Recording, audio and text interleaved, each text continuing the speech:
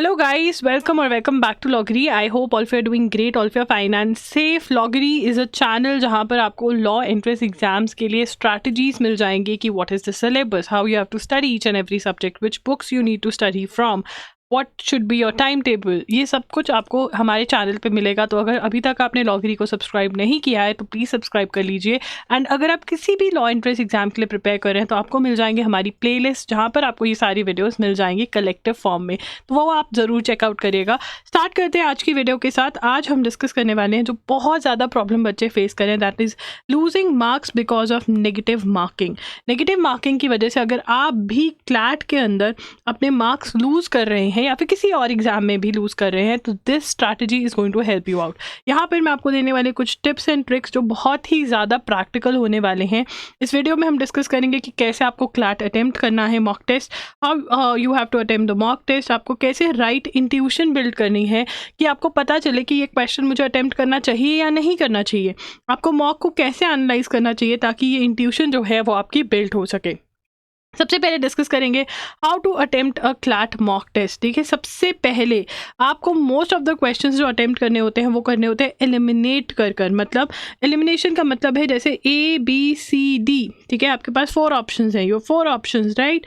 तो आपको पता है कि यार A तो नहीं होगा, ठीक है, B लग रहा है, C नहीं होगा, यार B और D में से D ज़्यादा अप्रोप्रिएट लग रहा है, ठीक है, तो ये कट हो गया। ठीक है, तो जब आप ऐसे करते हो तो eliminate the options and then correct arrive at the correct option, ये आपको करना है। अगर क्वेश्चन एनालिसिस बेस्ड है, रीजन बेस्ड क्वेश्चन है, इंग्लिश, लॉजिकल, लीगल में मोस्टली ये कॉन्सेप्ट लगेगा। करंट में बहुत कम बार होगा कि आप एलिमिनेट करके आंसर करोगे। मोस्टली जो करंट अफेयर्स के क्वेश्चन होते हैं उसमें आपको आंसर पता होता है क्योंकि मेमोरी बेस्ड क्वेश्चन है, या तो आता है चाहे या नहीं आता है।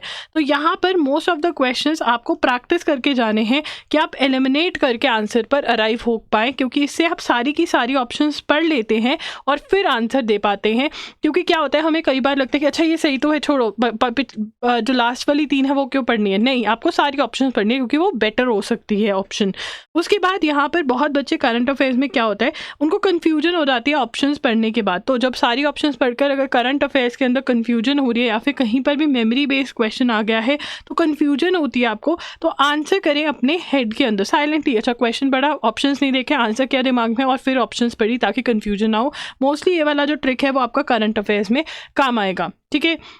रीडिंग कॉम्प्रीहेंशन की जब हम बात करते हैं तो प्लीज़ सबसे पहले क्वेश्चंस पढ़िए। क्वेश्चंस पढ़ने का मतलब ये नहीं है कि 5 मिनट क्वेश्चंस पे लगा दिए, 10 to 15 सेकंड्स लगाने हैं क्वेश्चंस पढ़ने में और फिर आ जाना है पैसेज पे वापस। RC इज रीडिंग कॉम्प्रीहेंशन, ठीक है, एंड फिर पैसेज पढ़ना है। फिर मोस्टली क्वेश्चंस आप एक बार पैसेज आपने अच्छे से पढ़ लिया तो आप क्वेश्चंस पढ़ पाएंगे, एलिमिनेट करके ऑप्शन पर अराइव कर पाएंगे। एंड कुछ क्वेश्चन, 1 या 2 क्वेश्चन हर पैसेज में ऐसे होंगे जहाँ पर आपको वापस जाना पड़ेगा पैसेज पे, चेक करना पड़ेगा कि अच्छा ये है, and then you will be able to arrive at the answer. Please read the questions first. Don't commit this mistake कि आप questions पहले नहीं पढ़ो। पहले questions पढ़ने हैं, फिर questions पढ़ के 10-15 seconds बाद जाना है पैसेज पे। क्योंकि क्या होता है ना, हमें एक मोटिव मिल जाता है, हमें डायरेक्शन मिल जाती है। ये ज़रूर ट्राई करके देखना। रीडिंग कॉम्प्रीहेंशन पे मैंने एक सेपरेट वीडियो भी करा हुआ है, इंग्लिश पे भी मैंने सेपरेट वीडियो किया हुआ है कि कैसे आपको प्रिपेयर करना है। वो दोनों ही लिंक्स डिस्क्रिप्शन में आपको मिल जाएंगे। बेसिकली आप प्ले लिस्ट खोल लेना, वहाँ पर मिल जाएंगे आपको। उसके बाद how to guess correct answer in CLAT. बहुत बच्चे पूछते हैं तुक्का कब और कैसे मारना है। देखिए, 50% रूल आपने पहले भी सुना होगा, रिपीट कर रही हूँ। अगर आपके पास अगर क्या होते ही 4 ऑप्शंस है, राइट, अगर आप उन 4 ऑप्शंस में से 2 को क्रॉस आउट कर पा रहे हो तो आप गेस वर्क करोगे, ठीक है। अगर आप 2 को क्रॉस आउट नहीं कर पा रहे हो तो आप गेस वर्क नहीं करोगे। देखो, एक तो आपके 100% वाले क्वेश्चंस हो गए, ठीक है ना, जो आपको आते ही आते हैं, ठीक है ना, पक्के वाले क्वेश्चंस, पक्का वाला क्वेश्चन हो गया, प्लस आपका 50% गेस वर्क वाला क्वेश्चन हो गया, ठीक है, वो आप कर सकते हो, ठीक है। एंड अगर इंट्यूशन बेस्ड होता है, देखिए करंट अफेयर्स में बहुत बार इंट्यूशन बेस्ड होता है कि इस कंट्री की इसके साथ नहीं बनती, इसकी इसके साथ नहीं बनती, तो हम अराइव हो रहे हैं, तो वो भी 100% पक्के वाले क्वेश्चन हुए, 50% गेस वर्क वाले हुए। इससे ज़्यादा हमें कहीं और नहीं जाना है। हमने गेस वर्क यही वाला लगाना है जहाँ पर हम 2 ऑप्शन क्रॉस आउट कर पा रहे हैं, बिकॉज प्रोबेबिलिटी कहते हैं बहुत हाई चांसेस हैं कि जब हम 2 ऑप्शन एलिमिनेट करके गेस वर्क मारते हैं तो वो आंसर करेक्ट हो सकता है, राइट। उसके बाद how many question you should attempt in CLAT exam. देखो यार, मेरी मेरी तरफ से तो हर कोई एम ही ये कर रहा है कि हम 120 में से 120 क्वेश्चंस अटेम्प्ट कर आए, बट हमें पता है रियलिटी, हमें पता है कि क्लाट का एग्जाम इतना वास्ट है, हर कॉम्पिटेटिव एग्जाम इतना वास्ट होता है कि 120 के 120 क्वेश्चंस अटेम्प्ट करेक्ट करने बहुत ही डिफिकल्ट है।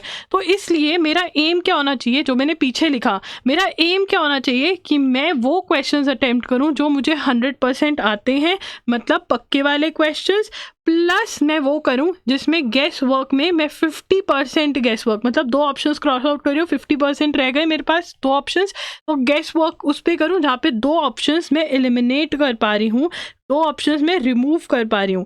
इतने ही क्वेश्चंस करने हैं, मतलब मेरा एम क्या रहना है कि मुझे जो क्वेश्चंस आते हैं और जिसमें 2 ऑप्शंस मैं रिमूव कर पा रही हूँ, मैं वो क्वेश्चंस अटेम्प्ट कर रहा हूँ। बहुत बच्चे क्या करते हैं, अपने दिमाग में लेकर जाते हैं कि इतना तो अटेम्प्ट कर ही आना है, एंड उसके बाद नेगेटिव मार्किंग जो है उनके सारे के सारे मार्क्स खा जाती है। तो ये आपको नहीं करना है, और मॉक टेस्ट में भी आपको यही प्रैक्टिस कर जानी है।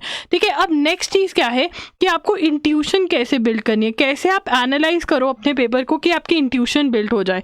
ठीक है, अब यहाँ पे हम क्वेश्चंस ले लेते हैं 1 2 3 4 और 5। ठीक है, सबसे पहले तो मॉक टेस्ट आपको इमीडिएटली एनालाइज करना है। अभी अटेम्प्ट किया, उसके बाद 10 मिनट्स का ब्रेक ले लो, चाहे मत लो ब्रेक, मुझे कोई फर्क नहीं पड़ता, ब्रेक लेने की कोई ज़रूरत नहीं है। तुम लॉयर्स बनने वाले हो, लॉयर्स को ब्रेक नहीं मिलती है। जब आपको कोई क्लाइंट आएगा इमरजेंसी में, कहेगा भाई बेल चाहिए, उस दिन आप ब्रेक नहीं ले सकते, क्योंकि किसी को बेल चाहिए, आपको इमरजेंसी में सारा काम करना पड़ेगा। तो if you want to be a great lawyer, अभी से आपको सीखना पड़ेगा कि कैसे काम करना है, बिना रुके डटे रहना है, फुल फोकस के साथ काम करना है। ठीक है ना, अगर तब काम करोगे अच्छे, अगर अभी से स्टार्ट कर दोगे तब ऑब्वियसली आप उसको इम्प्लीमेंट कर पाओगे, राइट। तो एनालाइज करोगे मॉक टेस्ट को इमीडिएटली, और फिर देखोगे फर्स्ट क्वेश्चन करेक्ट है, ठीक है, मैंने क्या इस पे गेस वर्क किया था या मेरे पक्के वाला क्वेश्चन था, ठीक है, ये पता होना चाहिए, पक्के वाला क्वेश्चन था तो ठीक है। ठीक है, दूसरा क्वेश्चन इनकरेक्ट है, ठीक है, पर ये तो मेरा पक्के वाला क्वेश्चन था, ये क्यों गलत हुआ।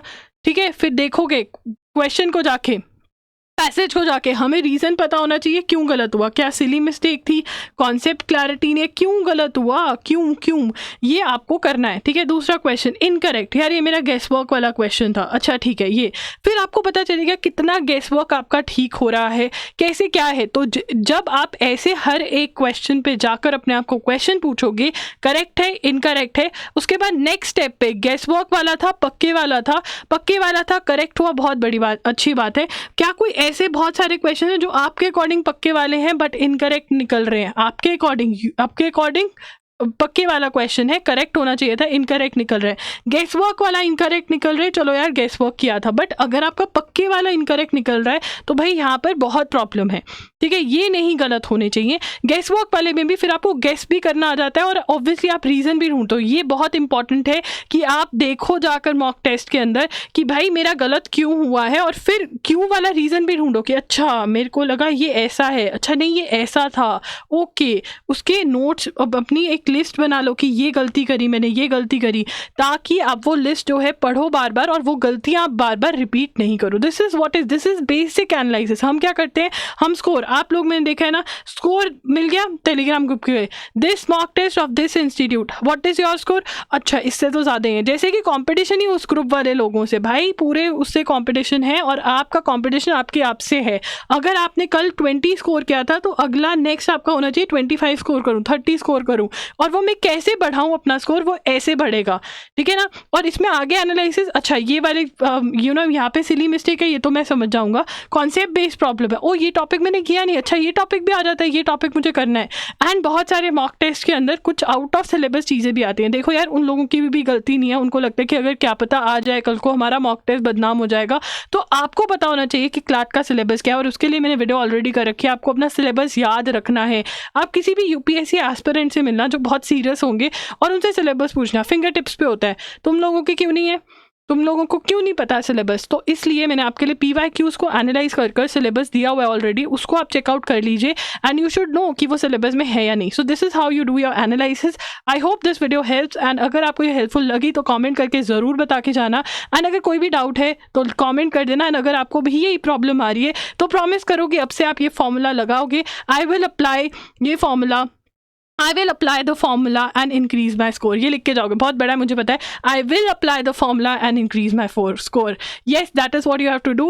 Please do subscribe to our channel, follow us on Instagram. We are there by the name @IamLoggery, and you can check our study material on www.loggery.in. Bye bye, take care, thanks for joining in.